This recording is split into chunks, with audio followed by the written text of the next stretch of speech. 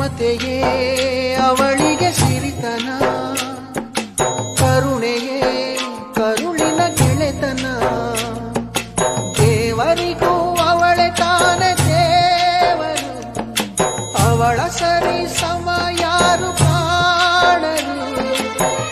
ಅವಳ ಪ್ರೀತಿಯಲ್ಲಿ ಜಗವೇ ಬೆಳಗುವುದು.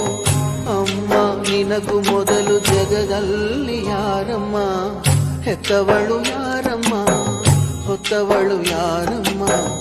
ಅವಳಿದೆ ಅಮೃತದೇ ಉತ್ತರವು ಇದೆಯಮ್ಮ.